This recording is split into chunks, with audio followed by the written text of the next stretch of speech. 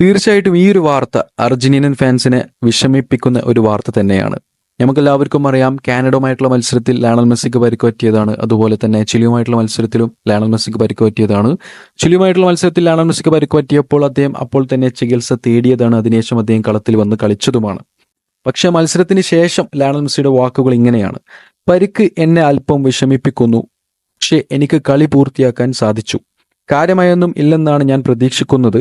അതുപോലെ തന്നെ Lionel Messi വ്യക്തമാക്കി, ചിലിക്കെതിരായ മത്സരത്തിന് മുമ്പ് തനിക്ക് തീരെ സുഖമില്ലായിരുന്നു. അതുപോലെ തന്നെ 2 ദിവസമായി പനിയും തൊണ്ടവേദനയും തനിക്ക് ബാധിച്ചിരുന്നു എന്നാണ് ലയണൽ മെസ്സി വ്യക്തമാക്കിയത്.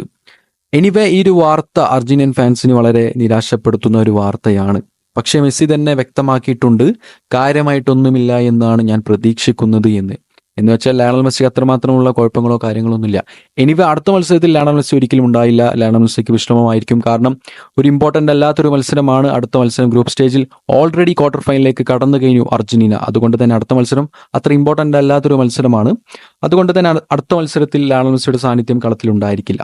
എനിവേ, എൻ്റെ ഒരു ഒപ്പീനിയൻ പറയുകയാണെങ്കിൽ, ലയണൽ മെസ്സി അടുത്ത ഗ്രൂപ്പ് സ്റ്റേജിലും അതുപോലെ തന്നെ വരാനിരിക്കുന്ന ക്വാർട്ടർ ഫൈനൽ മത്സരത്തിലും കളത്തിലില്ലെങ്കിൽ ആ ഒരു ടീമിന്, സ്ക്വാഡിനെ അല്ലെങ്കിൽ മറ്റൊരു ടീമിനെ തോൽപ്പിക്കാൻ സാധിക്കും. എങ്കിലും ലയണൽ മെസ്സി കളത്തിലുള്ളത് അല്ലെങ്കിൽ ടീമിലുള്ളത് അത് ആരാധകർക്കും അതുപോലെ തന്നെ ടീം അംഗങ്ങൾക്കും ഒരു ആത്മവിശ്വാസമാണ്. ഓക്കെ, എനിവേ നമുക്ക് കണ്ടറിയാം കോപ്പ 2024 ആരടിക്കുമെന്നുള്ളത്. ഓക്കെ ഫ്രണ്ട്സ്, ഈ വീഡിയോ അവസാനിപ്പിക്കുന്നു. Bye, it's me scorers mind.